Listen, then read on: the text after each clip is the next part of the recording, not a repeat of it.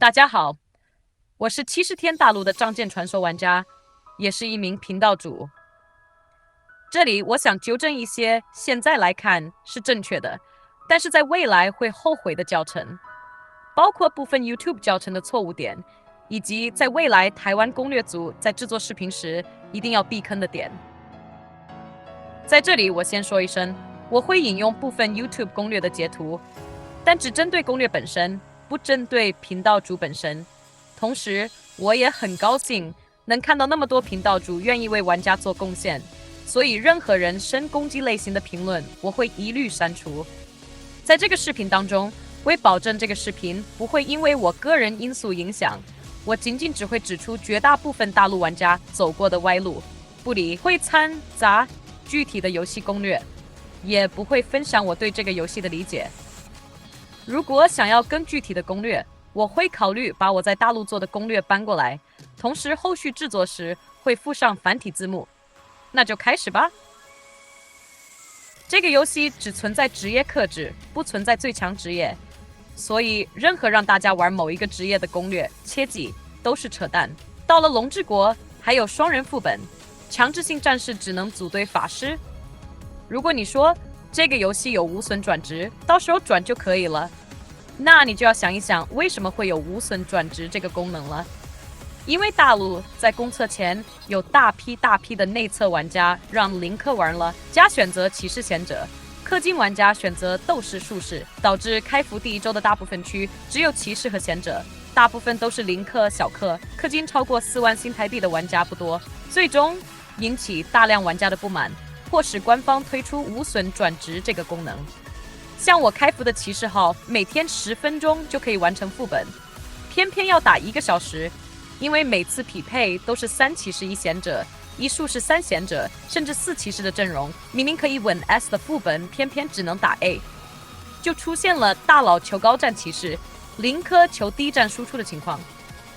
至于那些主推骑士嫌疑者的攻略视频，甚至有一个已经被喷下架了，所以台湾的玩家要记住了，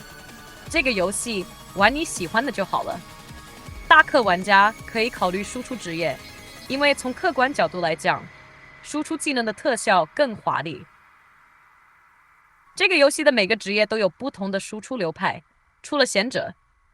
如斗士可以暗斗、火斗、裁决斗、混伤斗等等，骑士也可以格挡流、扎盾流、光骑等。策划努力在有限的流派当中，努力让所有流派都有好的游戏体验，所以本质上没有所谓的最强技能搭配。由于玩家信息的技能只会显示方案1的搭配，这就导致排行榜大部分同职业玩家的技能搭配都大差不差，但是这并不能说明这个搭配是最强的。原因很简单，大部分玩家会把最常用的，也就是通用搭配放在方案1，实际在打本、圣兽、PVP 等实战当中，他们会选择后面的方案，甚至有部分高战会把自己随意搭配的技能放在方案1。这个游戏的核心就是以强带弱，大佬靠自己基础战力打副本，玩家靠装备战力打副本，甚至基础战力也分副战力，如技能和伙伴；装备也分主战力和副战力，如主武器和副武器。大佬需要高级装备冲赛季评分，普通玩家需要高战力装备开新副本。装备是这个游戏必不可少的元素，也是不能忽略的元素。由于职业克制，排行榜中榜3的术士想要在竞技场打我一个30名，往后的斗士也是望而却步，不是因为斗士强，而是斗士克制术士。就像我用联机流派无法几百战力比我低200万的骑士一样，是游戏特性。同职业比的是数值，不同职业比的是职业克制。还有就是少看内测玩家的强度测试。我不清楚台湾内测号是怎么样的，但我知道大陆的内测号根本就是群魔乱舞，很多号都是全技能不朽10阶了，点券还溢出50几万，甚至就连大家戏称无底洞的遗物，也都是随便3万抽。600万开服的副本，大部分玩家却都是1500万战力，这也就造成了很多攻略的实际意义不大。看可以，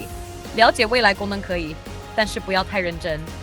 内测玩家基本上都是伤害极大幅度的溢出，你或许看着会觉得哇，伤害好高，但是当你自己玩的时候就会不一样了。就比如大陆当时内测骑士推荐升级碎星斩，但是你玩的时候就发现碎星斩并不是骑士的核心技能，尤其是当你换一个流派的时候，你就会发现你完全用不上碎星斩。看着内测大佬一个碎星斩1刀6亿，实际上自己一刀只有200万。归根结底，可以看，但少看。还有就是养号问题，氪金玩家养号的方式和零氪是不同的，所以这个游戏并不存在所谓的最强养号攻略。就拿羊毛举例好了，我这羊毛20成星一个，精油8成星一个，但是它们增加的战力相同，唯一的区别就是会心、伤害加成、伤害抵抗、精准这种特殊属性。不知道大家能不能明白我的意思？